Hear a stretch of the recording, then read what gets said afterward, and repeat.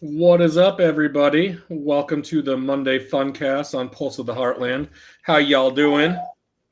Doing pretty good. Yourself? Not bad. Not bad. Clarky? Well, I was feeling pretty good until I just looked at the Blues score just now. Oh, God, I didn't look yet. They lost all four last week.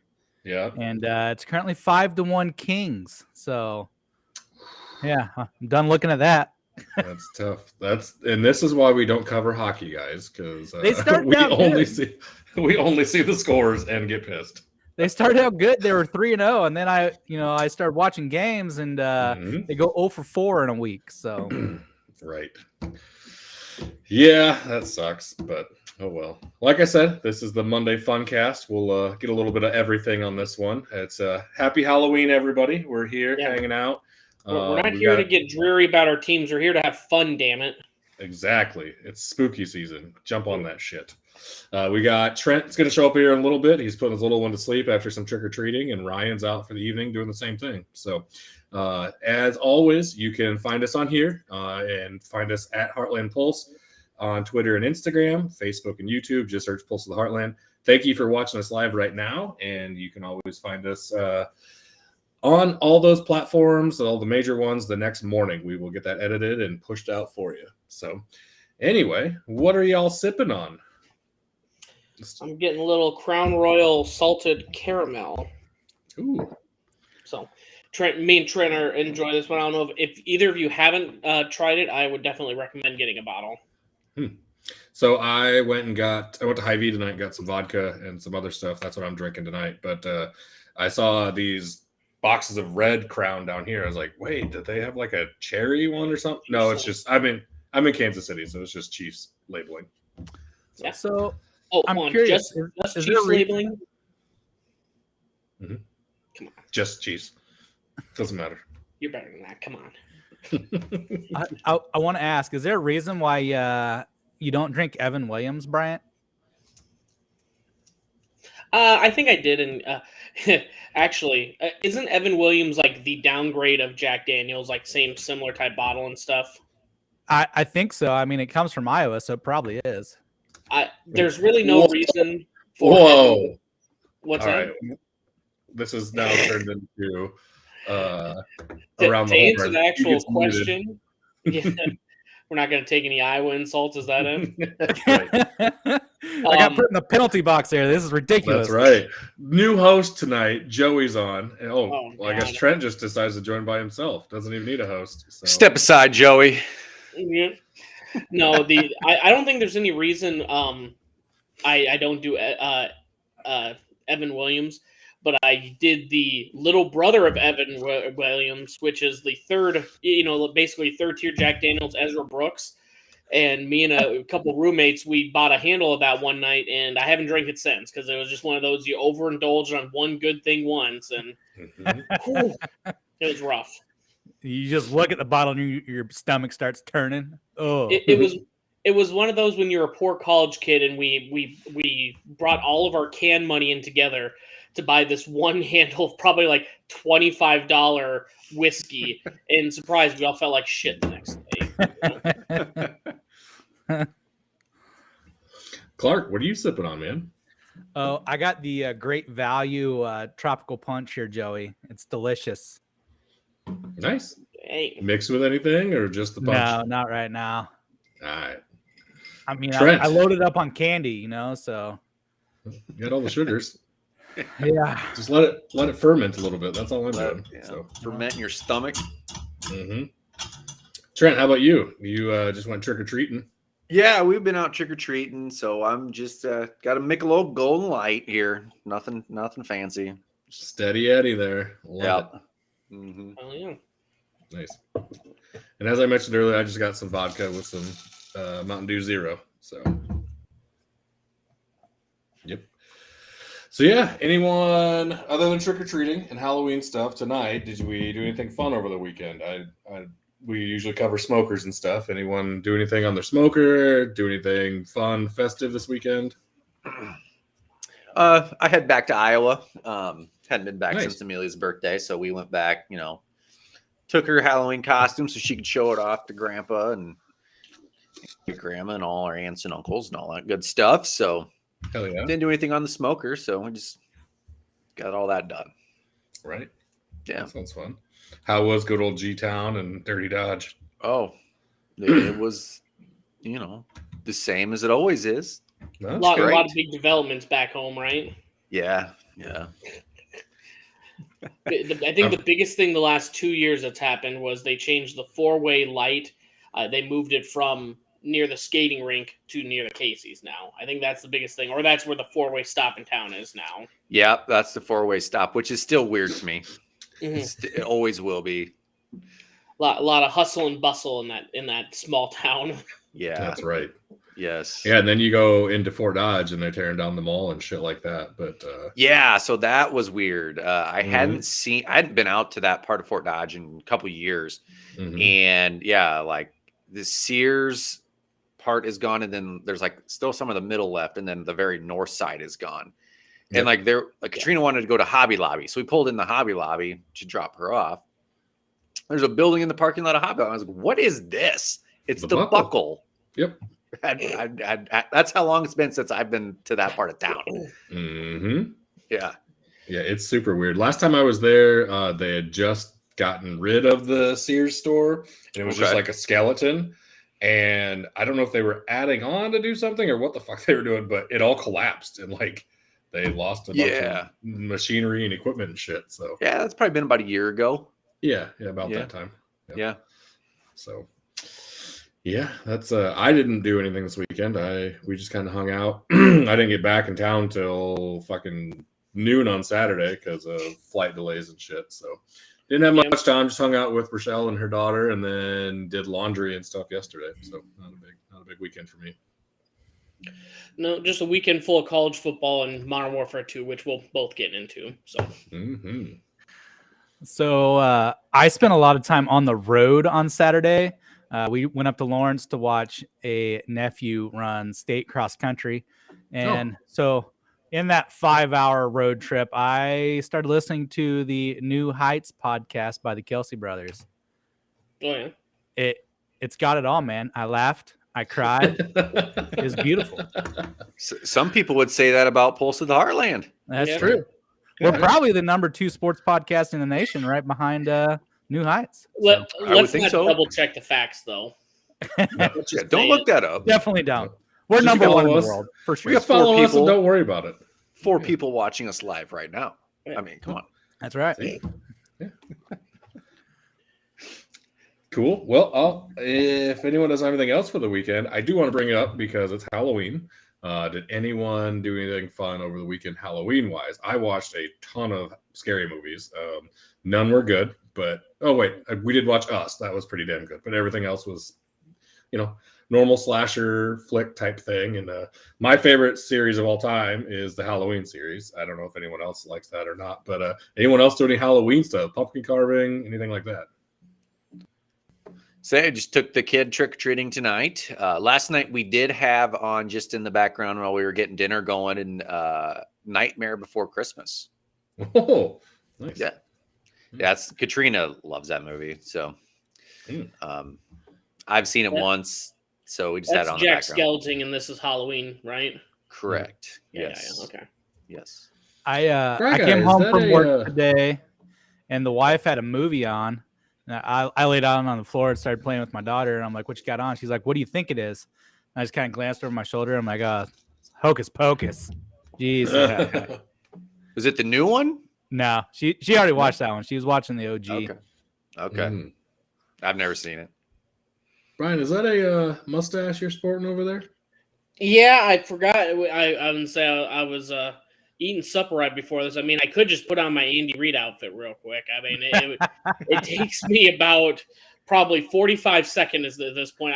More importantly, I got to find the clothes I just washed and then put it on. That's about it, though. I don't know why you wouldn't give us that, so we can post that as a thumbnail. Give me a minute here. I'll be right back then. All right, I'll mute you. Let me just slip into something more comfortable, okay? There we go. I mean, I said earlier, anybody wearing a costume tonight? And nobody spoke up. I'm a lumberjack. Can't you tell? I can tell. Nice. If Where's I your would have leggings? remembered, That one's for Torres. if I would have remembered, I would have done the fucking. I can't even think of his name. Old Iowa coach. God damn it, Hayden Fry. Fry. Yeah, I would have shaved a mustache and had that on too, but completely forgot this morning. So Yeah. you just get a sex expert as a costume.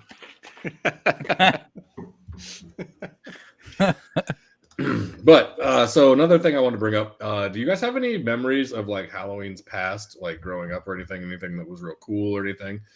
One that I had, I don't know if you guys remember 1991. I was like 4, but there was an ice storm and a blizzard, and we still went, and my cousins lived on a hill, and I remember being a ninja and just sliding down the fucking hill in an ice storm and like not being able to get back up, and we had to like crawl through the grass up through yards and shit to get back to his house. So yes, that ice storm was when I was jumping on the bed at my grandma and grandpa Nelson's house and fell off and cracked my head open. Oh. So once they got all the power lines and stuff off the road, my parents had to drive me in the ice storm to Fort Dodge to the emergency room to get staples in my head. No more monkeys jumping on the bed. No. One fell off and bumped his head. Yeah, well, it'll happen. Yeah, so I remember that. No, not Halloween related, but I do remember that Halloween because of that. You know? Awesome. Clark? Yep. I mean, I'm trying to think back. My family wasn't ever huge into Halloween. We still dressed up and did stuff like that. You know, it was just a typical put your costume on, go to grandma's house, you know, see grandma, go home type thing. So nice.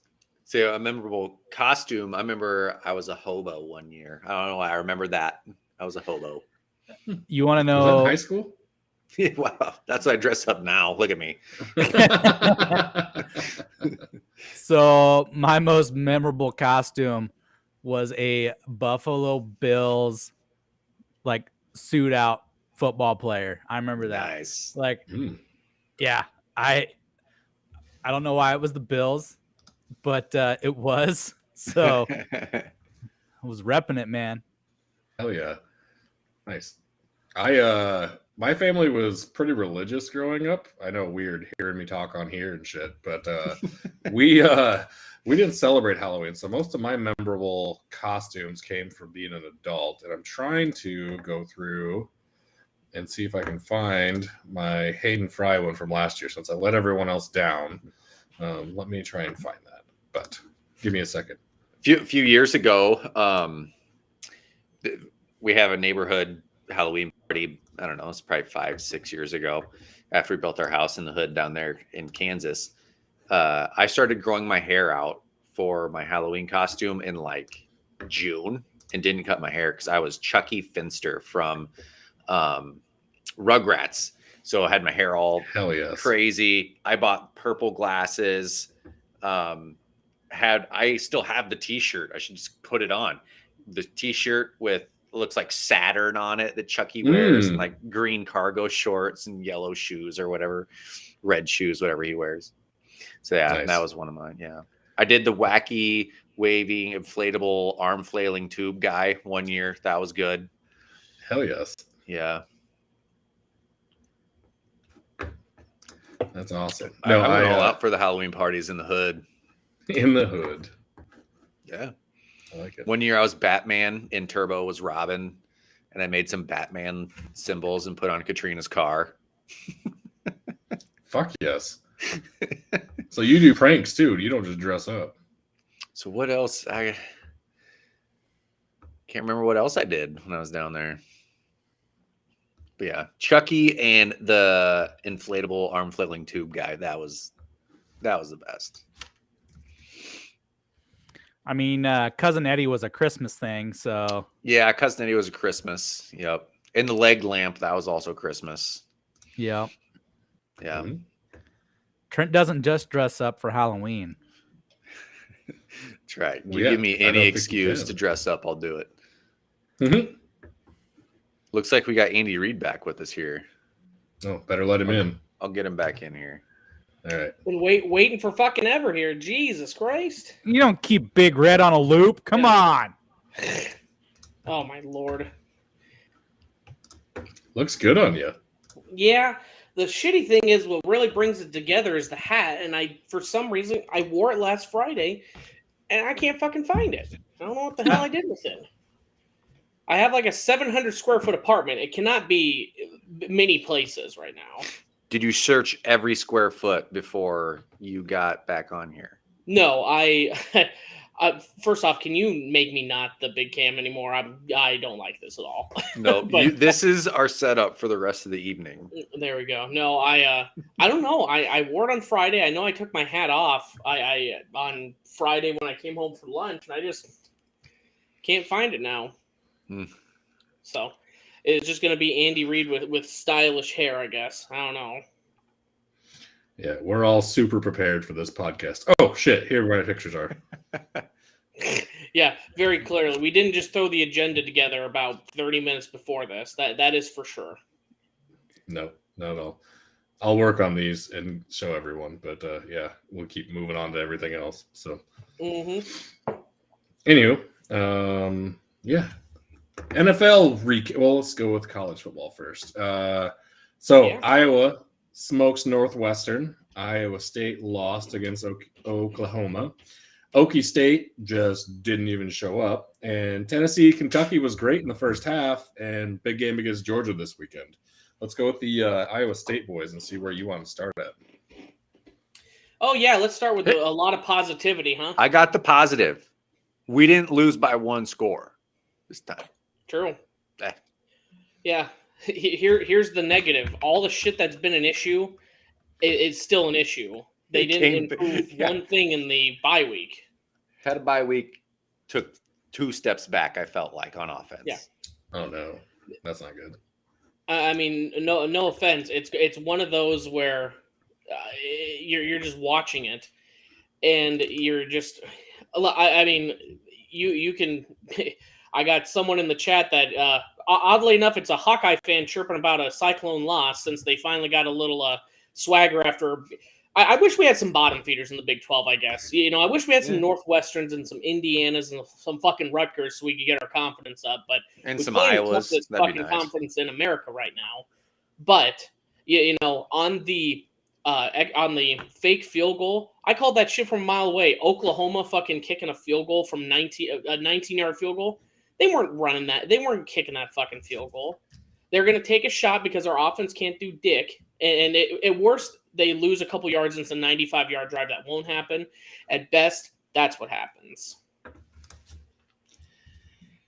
Yeah, so the thing that disappointed me in this game was Oklahoma gives up like 250 rushing yards a game, and Iowa State had at halftime 35 rushing yards.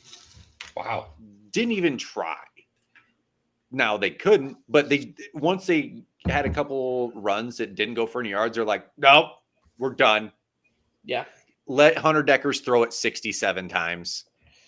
Yeah, 57 passes here, completed 37, 1 touchdown, 3 interceptions, and 2 of those were just complete backbreaker momentum ones, man. And those 2 were thrown right to that defender. Yeah. It wasn't like a tip ball. It wasn't like the defender made a good play. It was like the defender's got an Iowa State jersey on. I'm throwing it to him. It was right to them. It was so bad. And the third one, the first interception, I know I sent you a picture of it, and you're going, oh, complaining about the refs. I mean, come on. Yeah. Was that not? I know all turnovers are supposed to be reviewed. Mm-hmm. But they were saying something about it wasn't. I don't understand it. And it wasn't even close to being an interception. So not that would have changed the outcome of the game, but no. Get it right. And this is where everyone that has complained about Iowa State fans bitching about the refs is now we're back in the corner when there's legit concerns. Oh, refs! Well, yeah. The game, did you see where the point of the football touches the ground and that the is whole still counted football as a touches catch? the ground? Yeah. It wasn't even close. And at this point, it's not like we're complaining about the refs because we're losing because of it. We're complaining about the refs because they're getting blatant, obvious stuff wrong, reviewable stuff wrong. Like it's a turnover. It needs to be reviewed. How are we getting that wrong? Hey, there's 50-50 shit that in real time I'm never going to be able to call it. But when you're going pixel by pixel with a 1080p camera, Jesus Christ, can we not get that call right? And they're getting the same views, the same replays, the same angles as us sitting at home. Probably even more.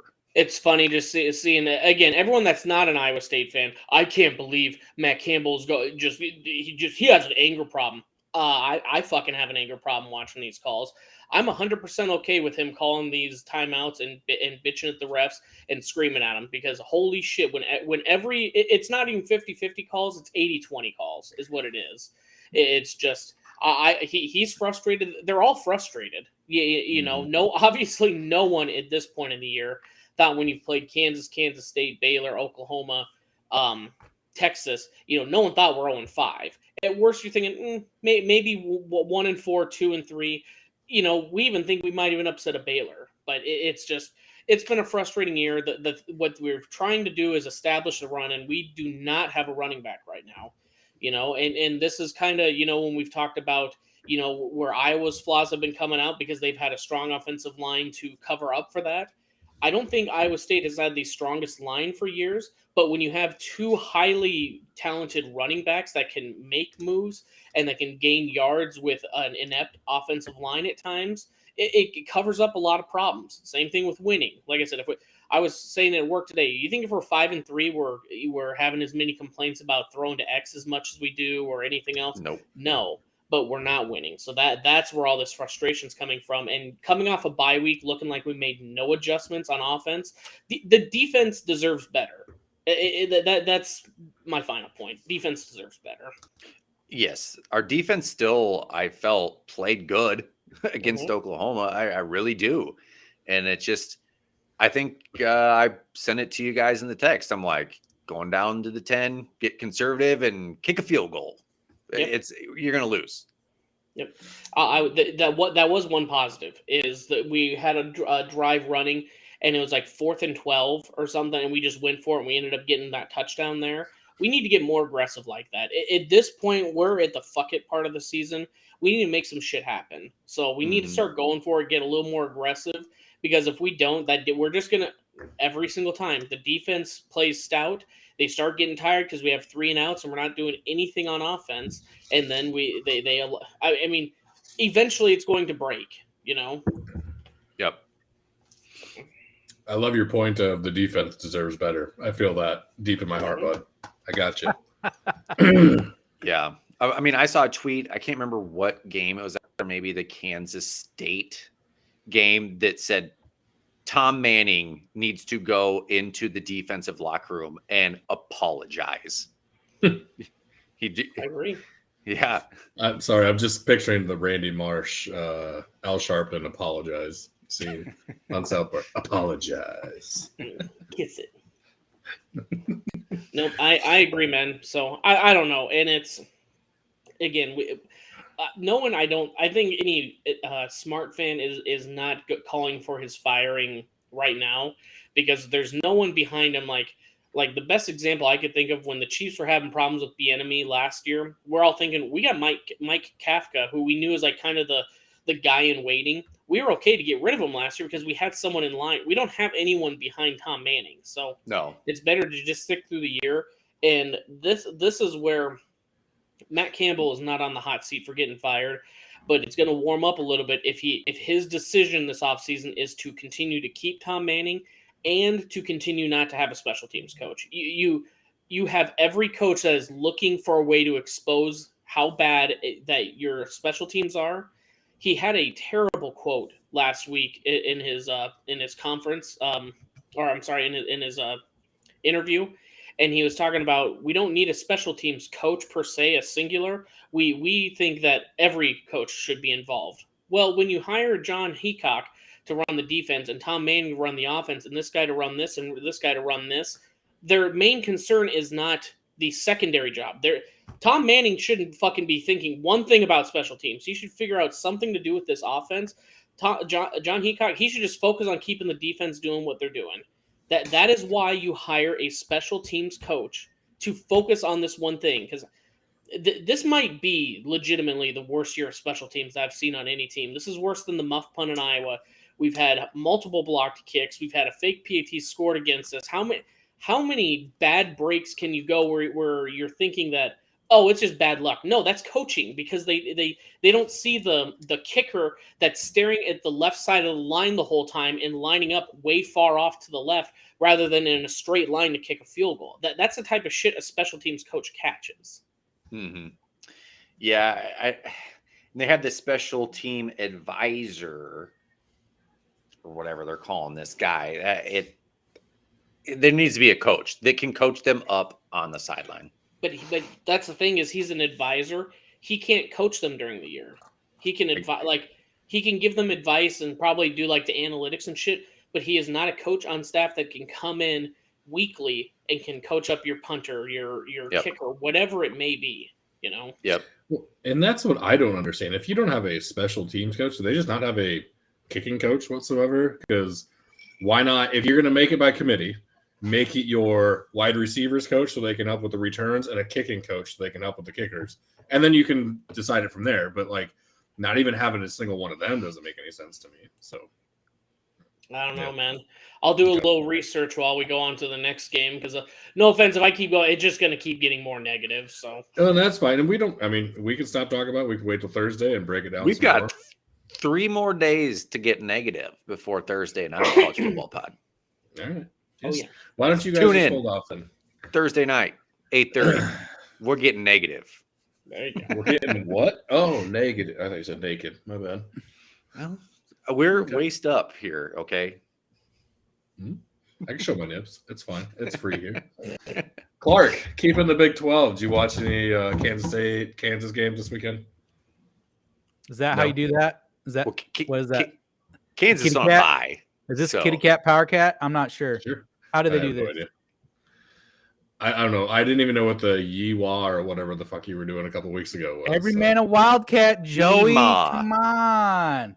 Sure. They laid the freaking wood to Oklahoma State this week. Team I thought was the number 2 team in the Big 12 didn't even make the trip to Manhattan. It looked like they just let K-State go out there and run offensive practice all day. It seemed like so. 35-0 at halftime. Oof. Yeah. I was paying attention to the Iowa game and it helped my brother do a couple things. I was like, wait, what the fuck just happened? Why are they down 35-0? But I believe Bryant called it and said that K-State's backup was way better than Martinez, and he looked it definitely in this game. Yeah. So Look good. Cool. So I do believe that puts the purple duo at the top. We got TCU and then K-State in the top of the Big 12. Is that correct? I believe so. Yep. Purple people leaders. Yeah. Is that Oh, did Chubb just score another one? Jacoby Brissett Damn it. stole it from him. Yeah. Motherfucker. Hate to see it. Yeah. Well, I hate to. Yeah, I agree. I just hate to see it. Couldn't happen to a better group of guys, you know. Yeah. So, what was the biggest matchup this week? Was it the Tennessee Kentucky game, or was there a bigger one? I would say that was probably it. The K-State, Not Oklahoma the State Big was- 10, Ohio State, Penn State. Got it. Perfect. Moving on. SEC matchup was the big one. Gotcha. I don't understand why everyone hates the Big Ten, but whatever. No, that was actually another good game that I fucking called, and I still think Michigan's going to win that Ohio State game. I still think it, man. But yeah, Penn State held their own in the first half again, and then Ohio State just did the old Ohio State, and everything just comes crumbling down for their opponents in the second half. So we'll see what happens. That team is very fucking good, and they are. If they're not one of the best teams in the nation, just period, they are the best, most opportunistic team. I will say that because they any little mistake their opponent makes, they jump on. It was pretty insane to watch that second half. They scored like 3 touchdowns in like a minute and a half. It was pretty crazy. So I liked that game. Didn't catch it. But moving on to other Big Ten games, we'll recap the Iowa game with a throwback to the old coach, the old ball coach, Mr. Hayden Fry. from a few years ago. I got a couple more of those babies. Here's another close up. This is my Halloween costume from a few years ago. Just the stash. And then there should be one more. Nope. And then just throw in Trent's Chucky costume. Just for the hell of it. If you want to see all these pictures, everyone, follow us on YouTube and you can see them live on there, baby. Do you think you could get that much hair nowadays, Trent? Not even close. No. That'd take me like a year and a half. I think you just used up all them hair cells that year. Yeah, like I said, I started with hair to grow that from June. Now I'd have to start now for next year. Or the year after. So Hawks looked decent. Their offense was fine. Peters had over 200 yards finally. And then he had one touchdown, but that was about it as far as offense goes. The defense looked good again. Yeah, it was against Northwestern, so I can't get too excited. But yeah, how much candy did she have tonight, Trent? Oh no, way too much candy. No. We're hi, Amelia.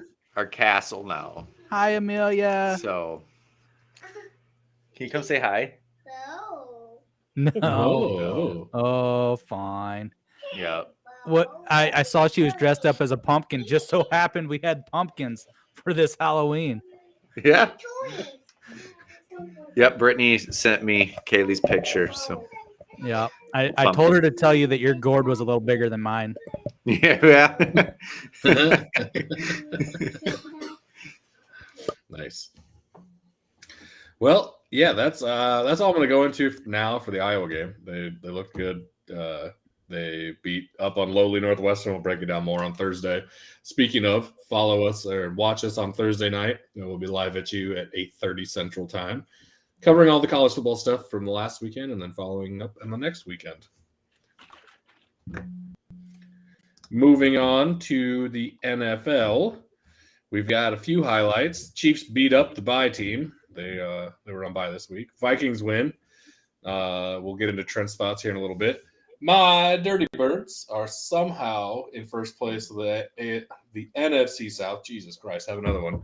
And we got a bunch of standouts. Derrick Henry, A.J. Brown, the Dolphins, and Pollard all balled out on offense. Who wants to start? Chiefs fans? It's a good week. Great week, Joey. You guys excited for this upcoming week? Who you guys play after your bye? Tennessee. Don't matter. They're going to get slaughtered because it's an Andy Reid bye week. Are you going to be able to slow down Derrick Henry? Yes.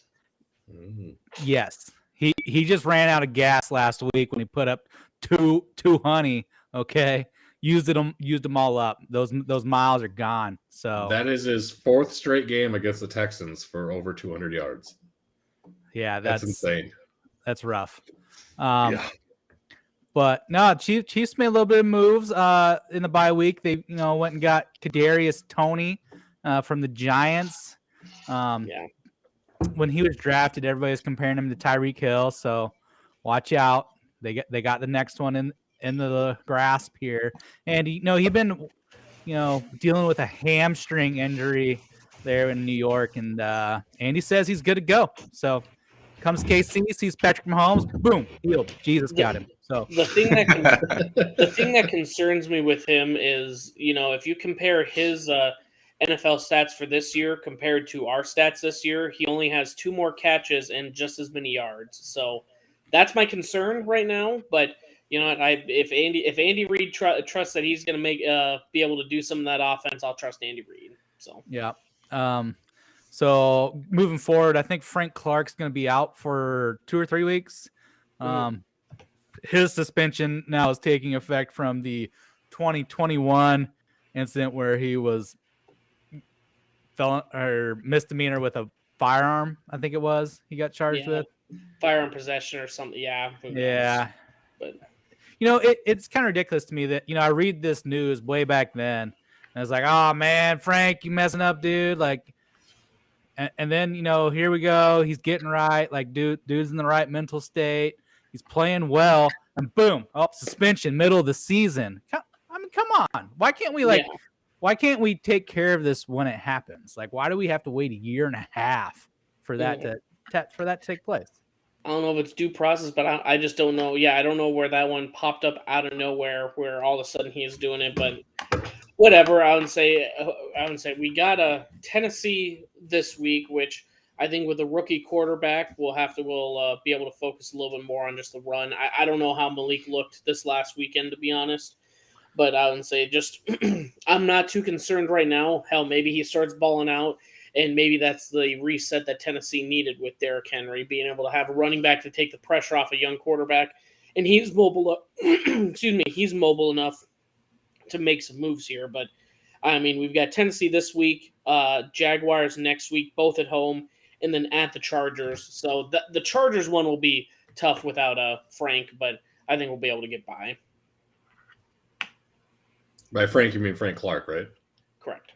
Right, that's what I thought. Yeah, for that schedule, I mean, are the Jaguars good? Everyone keeps thinking they are, then they aren't. ETN looked good this weekend, but yeah.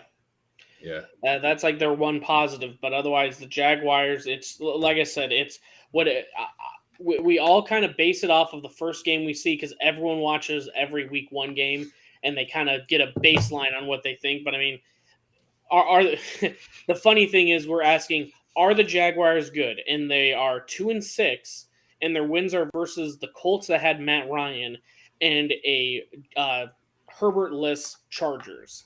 Yeah, those are the two wins. So they've played some close games, but I mean, when you lose at Eagles, Texans, at Colts, Giants, you lost to the Broncos, you're not good. Are they better than last year though? Yes. Sure.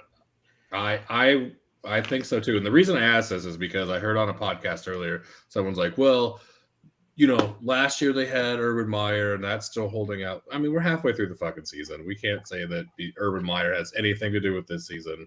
But I do think that they are better. I agree with you, Clark. Unless Urban's goosing him in the locker room, I don't think he has anything to do with this season. Checking that oil, baby. All right. Well, Trent, we got rid of the Chiefs guys now. So how about the Vikings? What you thinking, man? So I'll talk about the Vikings here. Fucking traitor. Yeah. Just happened to throw on my Chiefs hoodie. So yeah, the Vikings, they play the Cardinals on Call of Duty weekend here. We got Kyler Murray coming to town. DeAndre Hopkins had a game, 159 yards and a touchdown. When they scored in the third quarter to get it within, was it 3 or 5 or something like that? I was a little worried. I'm like, the Vikings are 4-0 in one possession games. I thought that this was going to be the week.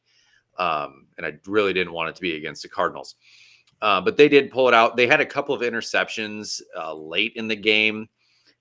Kirk Cousins, the first score of the game was Kirk Cousins, 17-yard run. Now, I don't have this stat, but is that Kirk Cousins' longest rushing touchdown of his NFL career? It's got to be, right? 17 yards? No idea.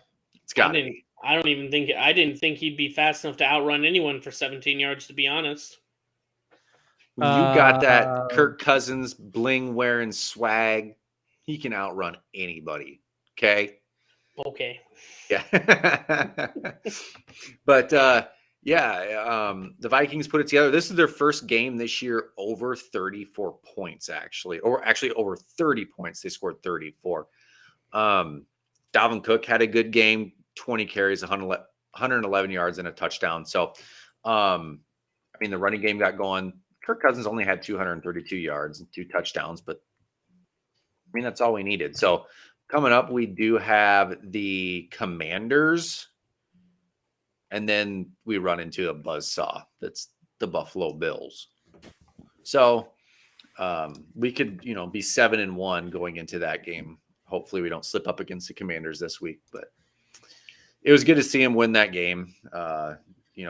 like I really did get worried in the late third, early fourth quarter when the Cardinals cut that lead to a couple points. Hey, I did some looking. David, 29-yard run last year was his longest. Yep. Who was that Second against? longest. Was there only like 8 people on the defense or something? Like they catch a team with a couple players sleeping on the bench? I believe that was 7-on-7. Yeah. Yep, second longest of his career, a 19th rushing touchdown of his career. He topped out at 18.29 miles per hour here. I saw that. Speed. That's what that was. Tyreek who? That's right. Kirk Cousins. Yep. Dual threat quarterback. Didn't think you'd hear us say that, did you? I'm a little offended you still did don't. say that. Yeah, I still don't think you should have. I Dual do believe threat. the term now is athletic quarterback. Better be careful, Clark. ESPN might have a different opinion on that. Okay. So, Trent, going back to Bill's coming to town in a couple weeks. How you feeling about that? Think you're gonna hold your own? Think they'll blow you out? What do you think after the Bills game last night with the Packers? Could they not score a half more point? Come on. No. Add them More at 10 and a importantly, half. They win by Why 10. did Josh Allen have to throw 2 interceptions? You know how many points that cost me last night? Well, and you and Clark. All Yeah. 3 of us had Josh Allen. Yeah. Josh Allen, worst quarterback in the league. Bills Trash. can only beat the Packers by 10. Minnesota's going to beat them by 30. Should've He's taken my freaking MVP, Jacoby that's all I Brissett. know. Dude's on fire right now. You telling me my Joe Burrow pick wasn't great? No, Jacoby Brissett just threw another touchdown. Or T. Higgins? Or Evan McPherson. Yeah. Or Joe Mixon. Yeah. We went to the gas station tonight between trick-or-treating, and I did see a guy with an Evan McPherson jersey on. I was like, a kicker jersey, solid. Sweet, dude. Yeah. But so back to Joey's question. Minnesota's defense has been pretty solid this year. I mean, like I said, this is our first time over 30 points this year, and we're winning these games. So I think that says something to our defense. You know, we're getting turnovers. We're not allowing all these points in the end of the last 2 minutes of every half. Now, do you slow the Bills down really, no matter how good your defense is? Not really. So their offense better come to play. It's not going to be a drag out defensive slugfest, I don't think, just because the Bills don't play that game. I don't know. We'll see. I hope if the Vikings defense can hold them under 30, who knows? Maybe the Vikings do have a chance. What week are you? Oh, okay, you're talking about in 2 weeks. Yeah. I thought 2 weeks. I Yeah, thought we for play a- the Commanders and then Yeah. the Bills. Yeah. as I thought you were talking about the Commanders for a second. I was like, are you watching the same team saying that we're going to have to stop this unstoppable force, basically? But Heineke, come on, man. well, he beat the Packers. Bills here, Washington with Heineke right here, the rest of the league down here. Yeah, Okay. Heineke greater than Mahomes. Send tweet. Bryant said it. Bryant said it right there. We need to I'm edit that just being clip a little and use jokester tonight. That's all. that.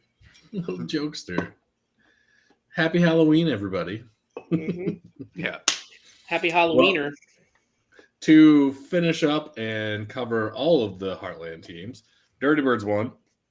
Barely. I don't know how. Thank you, Pinheiro, because you suck at kicking. I'll take that. Thank you, and also receiver, for taking his helmet off on that touchdown for making DJ that Moore. a 48-yard extra point. Yep. Also, the greatest throw in NFL history from PJ Walker. Yes, Ryan Matthews. I see your comment. Also, that was not supposed to be a penalty, that DJ Moore. They looked back at it, and when he took his helmet off, he was technically off the field, so it shouldn't have been a penalty. But so did he spike it? I was helping put up garage walls. So did he spike the helmet? I just saw a tweet that said that wasn't supposed to be a penalty. But the good thing is it's the Panthers, so who gives a shit? But it was just And and the crazy thing is Falcons got the win. Who cares? Yeah, Falcons got the win. Crazy thing is they would be winning the division with 3 wins if. So who the fuck knows? The whole South is just terrible.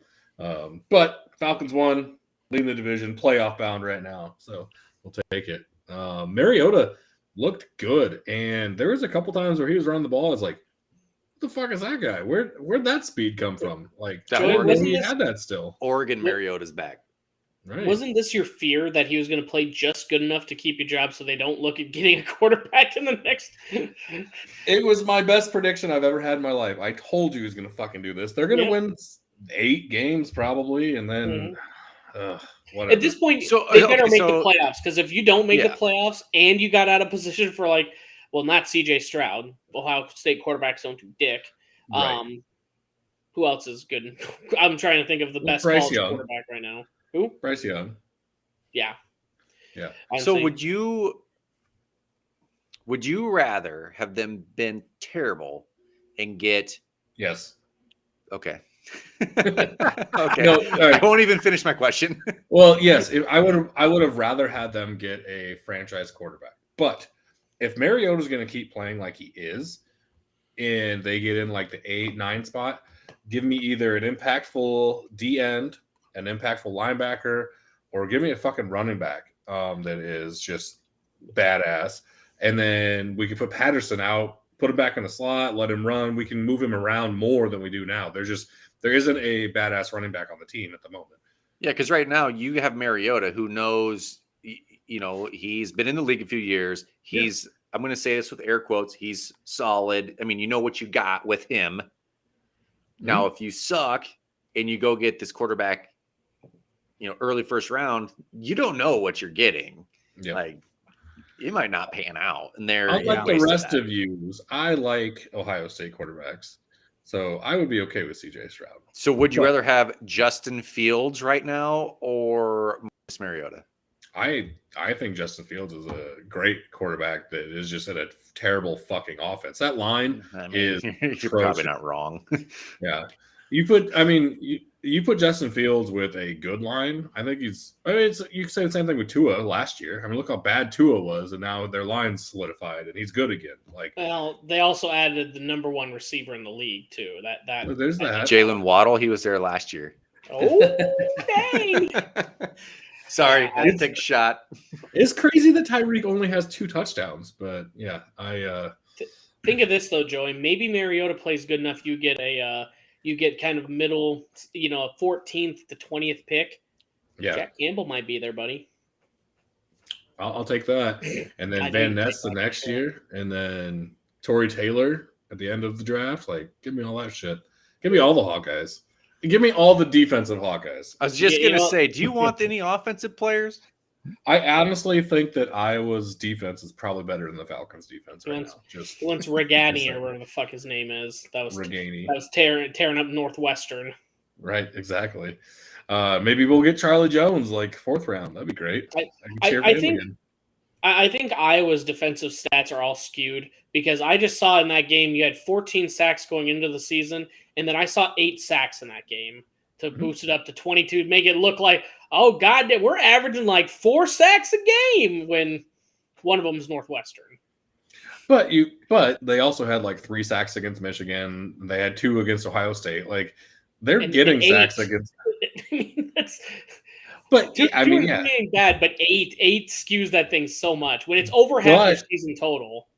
But if they're still leading the nation or whatever, if they're still leading the Big Ten West and those same teams are playing Northwestern, that tells you how good they are. Comparative, you got to compare them. Northwestern hasn't won in America yet, Joey. I know. So I told my girlfriend that this weekend, and she's like, "Wait, did they beat some Irish team, people that are still reeling from the potato famine?" I was like, "Yep."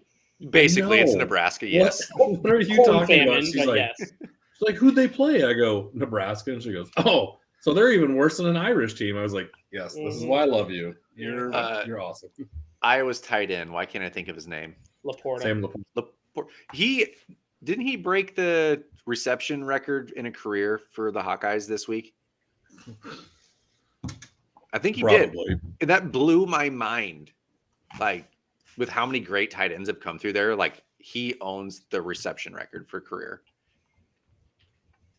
Well, Is he's been this- starting for a couple years. Then that he would have had to start a couple years, right? Mm-hmm. Right. Oh, okay, that makes sense. Yeah, he surpassed Marv Cook.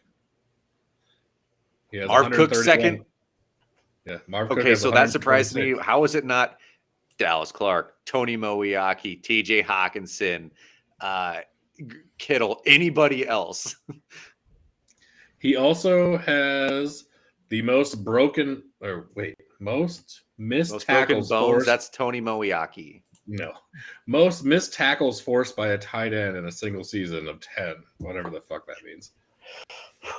No. Sorry, a little off topic, but I heard that and had to go back to it. Oh, yeah. Back to the NFL and the Falcons. Yeah. If AJ Terrell comes back and, oh, man, they got a really good linebacker, too. I can't remember his fucking name. Anyway, if that defense can get solidified, I think they can hold out and win the South. I don't think they'll do anything in the playoffs, but it'd be sweet to get to the playoffs. Mariota. I think they will in that conference. I mean, Tom Brady is looking worse every week. I think they win their division. Does Gronk come back this week? I think he needs to. No. You think he's just not coming back at all? Tom Brady's beyond saving right now. Even Gronk can see that. Yeah, And so did one? Giselle. Are they one tight end away from being good again? No, they're not. Yeah. Is I Gronk would going agree to come with in and block 6 guys? Because that's what they need right now. Dude, they could get George Kittle. that. Perfect. See? All right. Well, moving on, we'll move to other NFL headlines. As I mentioned earlier, Derrick Henry, A.J. Brown, the Dolphins, and Pollard all balled out. Derrick Henry had 200-plus yards. A.J. Brown had a bunch of yards and like 3 touchdowns. The Dolphins just look unstoppable. Tyreek Hill, again, with another 180-some yards. And then Pollard took Zeke's job. My question, is Zeke washed? Yes. Fun fact, Joey. Do you know how many 3-touchdown games Ezekiel Elliott has had in his career? Ooh, 0. 0. nice. Tony Pollard did it in his first start. Yeah, I don't know. I think Zeke. Now I'm going to say this. I know they're 2-0 since Dak has come back, but I think Zeke is kind of like Dak, where he's just elevated because of he's on the Cowboys, and I mean we always talk about this fantasy football league we're in, where we pick a different lineup every week. Zeke has never done good for me in that. Like, he's so hit and miss, and mostly miss. So when he got paid, how good was the Dallas offensive line? Good. Very. Very The good. best damn Yes. line in the league is when Yeah. he got paid. Like, he couldn't have come through there at a better time to freaking cash that check, dude. And now they have like a above average line, and they're not carrying him along down the field. So yeah. Does he still do that stupid thing where he wears his his jersey like a toddler with his little tummy hanging out? Yes. I don't think. Fucking Well, thought that Yeah, was the dumbest looking shit. He did it all career in his college career when he was dominating people. It looks cool when you're dominating, but then when you're getting overpaid and you're actually holding your team back overall because all the money's going to you and not to solidifying the line, and all the other money's going to Dak, who is not a game changer at this point. I mean, I don't know. They dug their own grave with that one, man, by overpaying those two. You know, it's one of those, we overpaid, Mahomes at the time, but guess what? Now he has all the money, but he's lifting others up. We're trading away Tyreek Hill, and he's making others better. Zeke and Dak aren't doing either of that. Yeah. And, playing off of this, Tony Pollard had a big day. I have a question for Joey here. Who had the better 3-touchdown day? Is it Tony Pollard or Donta Foreman? Oh, Donta Foreman or Donta Freeman, you mean? No, Foreman. The guy who put 3 touchdowns against the Falcons, running back for the Panthers. He just got his first start with CMC gone. Yeah. I'll go. Yeah, Foreman. That vaunted Falcons defense is tough to rush against. So that's right. That's what I've heard vaunted and missed the extra point. Perfect. God damn it, McPherson. But I thought he was the swaggiest kicker in all the league. What the hell? Swag, baby. Yeah. Remember, he watched the halftime show because he was so good? That's right. Well, I'm not losing any kicker points because I took Daniel Carlson, so that's fine. What was the even, score of that baby. game? They didn't score a single point, so. Oh, Yeah. okay, so you're New not Orleans losing. shut the Raiders out. Mm-hmm.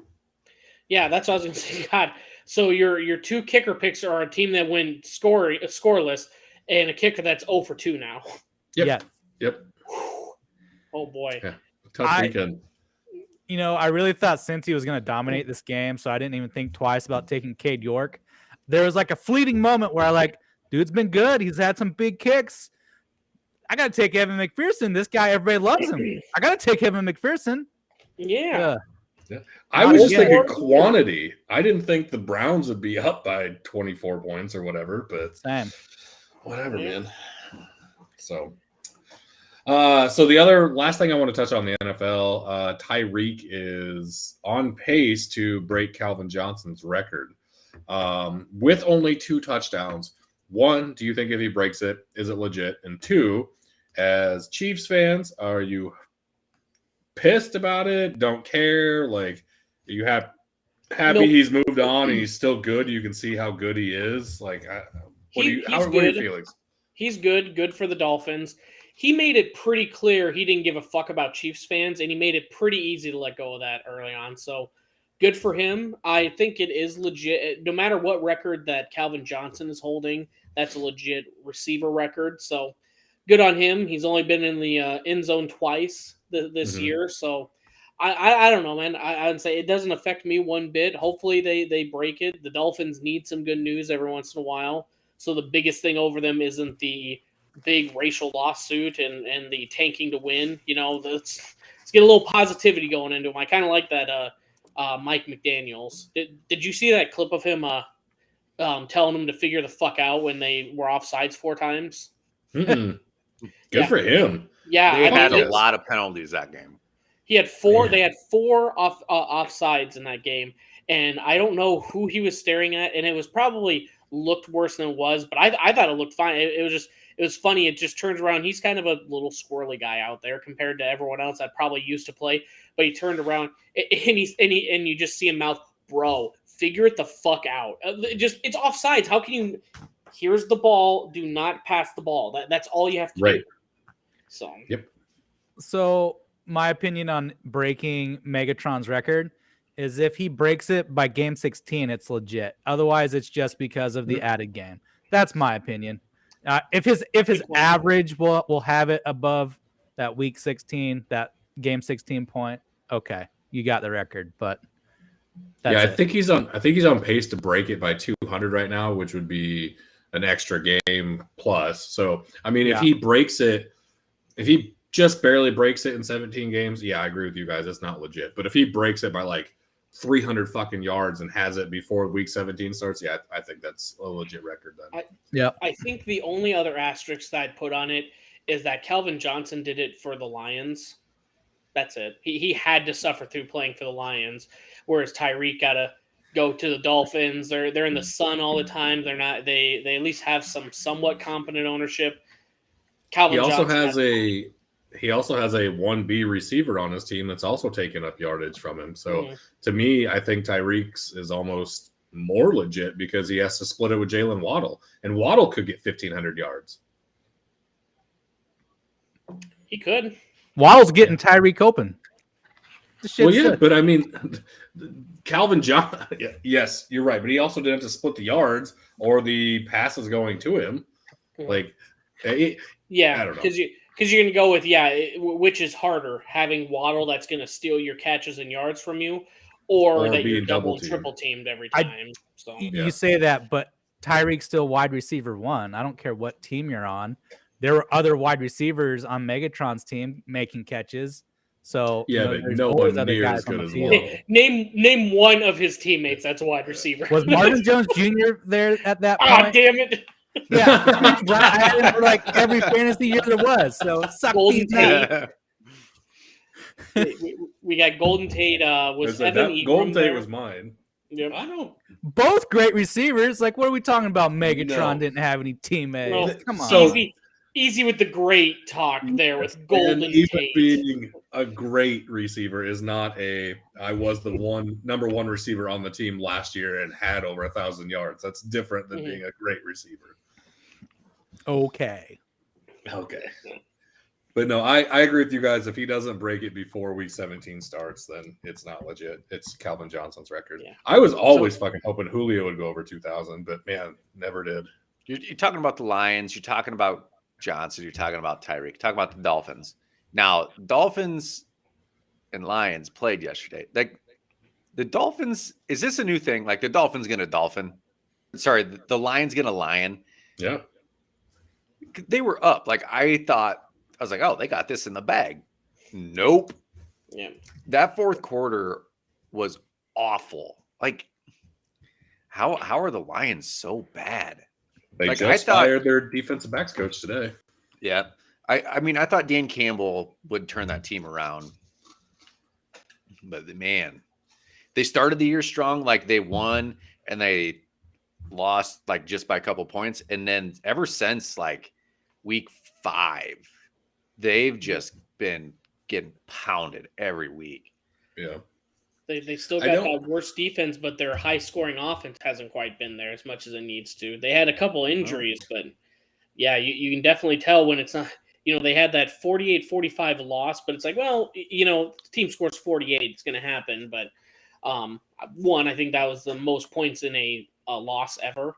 But I would say they just. I don't know how the offense has fallen off that bad. I guess. Yep. Don't they know they have an Iowa tight end to throw to? They must not. He did have a touchdown. He just went off a couple weeks ago, didn't he? Mm-hmm. Didn't he have like 100? 3, he went off. It's been a while. Has it been that long? Yeah.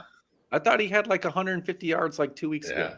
No, because I took him this week because Kelsey was on bye, and then Mark Andrews was in a big matchup, and I was like, I think the Falcons or the Lions and the Dolphins going to be high scoring. Well, it was. It's just not really with TJ Hawkinson, but that's Cooper just had an amazing catch in that game here. Yep. I'm not watching. What is the score? 25-6 Browns. And I think the Browns just scored again. Well, Maybe. I'm 30 seconds behind you, so I guess I'll react in real time to Watch that. this pass, dude. Watch this pass. It's amazing. I'm just watching the Cooper pass right now. I don't have anything on right now. I was in a hurry. Sorry, podcast listeners, just forward like 30 seconds ahead of time so you can see this is more reaction. You see 4 idiots just watching TV instead of doing their job here. But all right, he got here. Listen to us watch TV. Yeah, Trent, is that a hard Mountain Dew? It is a hard Dew. Yes. I found some at Casey's in Gowrie this weekend, and they had the 12-pack that had all the different flavors in it. It's not bad. Like, I was legit surprised by how good these are. Like this is the watermelon one. It's great. The original one, yeah. Bryant said it tastes like just a Diet Dew. Mm-hmm. That is spot on. Yep. Baja Blast wasn't bad. The black cherry was my least favorite though. Yep. Is it good enough to drink them for breakfast like you usually do a Mountain Dew? Oh yeah. Okay. Yeah. When you want to get a little 5% hard alcohol in you before 8 a.m., you go with a hard Dew. Perfect. I mean, who doesn't? Hard Dew to make you do hard, right? That's right. All right. We moving on here. We still watching TV. Yeah, you go ahead and move on. Is that Hunter? Is that Nick Chubb? Another fucking dude. I feel bad. I'm sorry, audience. You're just gonna have to deal with this. I feel bad for who I'm playing in fantasy right now. I just have gone off on this fucking guy. I have Tua, Barkley, who had a touchdown. He was like one of my worst performers. Barkley. I have Nick Chubb, who just scored his second touchdown here. DeAndre Hopkins, AJ Brown, Taysom Hill, that 10 points solid there. Donta Foreman, Travis Etienne, Kano, and then the Eagles defense. I mean, it is, and the only reason I had to start that lineup is because Lazard was out, Jamar Chase is out, and Breece Hall is out. I fucking fell into a team this year. That's for goddamn sure. Yeah, great work there, dude. It'll never happen. Next week, I will score fucking like 70 points total. I'm over 250 right now. Sorry, no one wants to hear about your fantasy team. I've just never had a team like absolutely decimate a team this badly before. Well, next on the agenda is some notable moves. Now we're getting some players traded here, going team to team. Robert Quinn to the Eagles. That was one. Roquan Smith to the Ravens. Yep. I just saw the Roquan Smith to the Ravens sent AJ Klein, linebacker out of Iowa State, to the Bears. And the Ravens out of there. Yeah, the Ravens had just signed AJ Klein like 2 weeks ago, and they just traded to the Bears. Well, see ya, fucking sent off. Sorry, AJ. He has been like one of my favorite Cyclones of all time. Like, dude was a beast in college and had a solid NFL career too. And he has the best nickname. Is that right? AK-47, baby. Oh yeah. Except for I don't know if he's ever been number 47 in the NFL. He was at Iowa State, but he was like 59 for the Ravens this year. Him and Jake Knott, man, those two made linebacking look easy. Yes, that linebacking core was legit. So, if there's one good thing that Gene Chizik ever did for the Cyclones, it was bring those two in. But yeah. I would say with that trade now, with those two trades, the Bears next year will have 1 first round, 2 second rounds, a third, 2 fourth, 2 fifth, and a 7th. Do you think the Bears will do anything with it? No. Yeah, exactly. Nope. They'll reach on all of them. Trade Montgomery to a winner, please, for the love of God. He doesn't deserve this. Yes. So speaking of these notable moves, tomorrow is the trade deadline.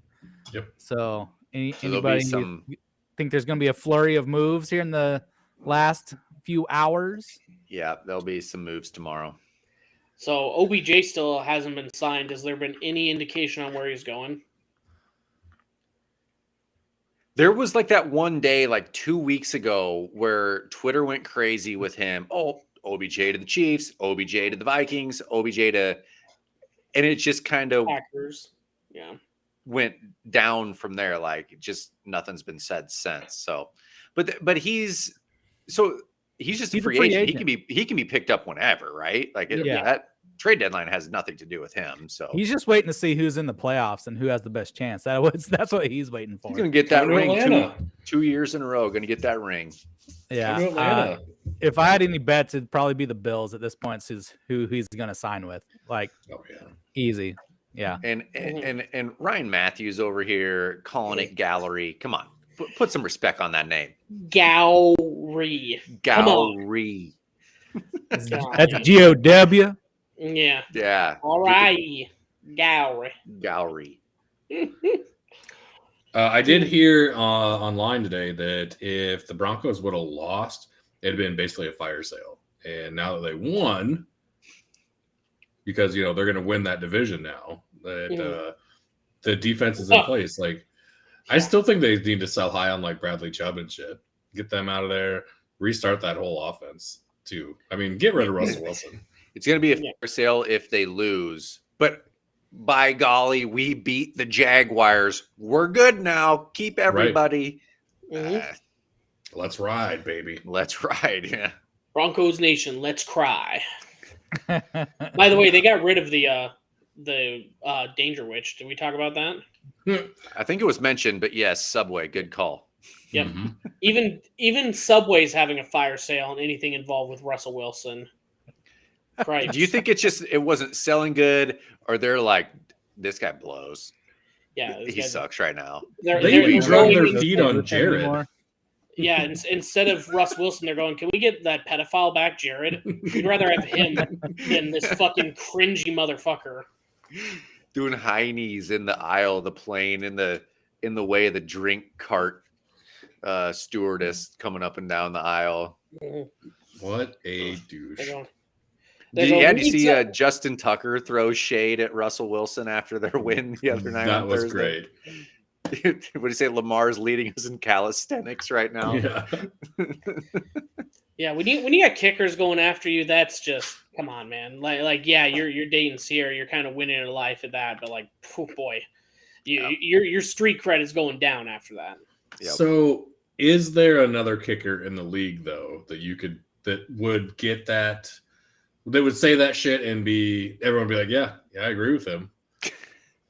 Well, right now, I think as cringy as Russell Wilson is, yeah, every kicker in the league, everyone, Okay. even the backups. Okay. You got a kid that kicked in high school football once. Yeah, He's less cringe. and missed. I think there's only one kicker that can talk shit to any positional. What in the fuck are you doing, Joey? There's only one kicker that can do any shit talking to any position, and it's Justin Tucker. I mean, because they're gonna go, well, you're just a kick. He's the best kicker. He's making 60-yard game winners. He puts his money where his mouth is. As long as he doesn't miss, he can't say the Ravens Nation let's ride or whatever the fuck he did, and then go 0 for 2 next week. Then he looks like an idiot. But. It's like Janikowski back in the day. No one wanted to fuck with him. 1, because he was good, and 2, because he was huge. So yeah. He could also play linebacker. Right. Yeah, but can you sing opera like Justin? I doubt it. Yeah, probably not. You know what kicker always amazes me is the Colts back in the day had Mike Vanderjagt, who's still the most accurate kicker in NFL history. I think he missed the kick versus the Steelers. Peyton Manning didn't like him, so got him out of there. And then no other team signed him ever, and he couldn't get back in the NFL. T. Higgins, baby. I thought McPherson missed another one. Holy shit. So all because Peyton Manning didn't want him in the league. Yeah, I've never quite got that Vanderjagt like not getting another shot. He ended up being like the Toronto Argonauts or whatever the fuck they are, and then he just didn't kick again. Kickers and contracts are weird because they like disappear. Some of them show back up. Like Rodrigo Blankenship is on like his 7th team, and yeah. The Andersons, Morton, and who was the one for the Vikings? Gary. Yeah, they just randomly would like just pop up on random teams in the end of their career. Like one bar face masks. Yeah, can't do that anymore. Mm-mm. Pat McAfee wanted to do that when he came into the league, and they wouldn't let him. Okay. Really? Yep. That sucks. So this makes a lot more sense. I apologize, but now so everyone knows, Vanderjagt wasn't drafted by the Colts. He was drafted in '93 by the Saskatchewan Roughriders. Made it. He went through the XFL, minor leagues. Then he got to the Colts for 7 years. So he was an aging kicker at that point. And then he did play for the Cowboys 1 year, and then the Argonauts a second stint right after that. So he was about 12 or 13 years into his career. I've always just thought the Colts had drafted him, and then he was just let go and never given up again. So he was just an aging kicker who fucked up enough big kicks, it sounds like. So moral of the story is Peyton Manning is not a bad person. Fucking. Are we sure? Yeah, and his wife does HGH, that's for sure. Right? Don't even get me started with fucking Peyton Manning, man.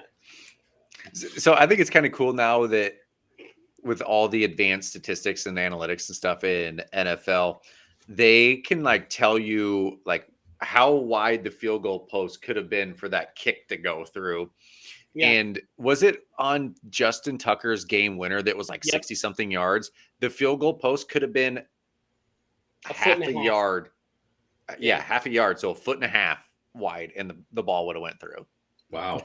It's insane that they can like dig that deep into those stats now and figure that out. Yep. So Justin Tucker gets to talk shit about Russ Wilson because he's hitting the tiny holes that he needs to.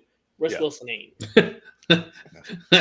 Ask Sierra about that. I was gonna say, is that a Sierra joke? Or happy birthday, by the way, Sierra. It's your birthday today. Good for Yep, you. we know you're listening out there. We love you, Sierra. My favorite song is that One Hit You Had. You know the I one. thought you were gonna say 1-2 Step.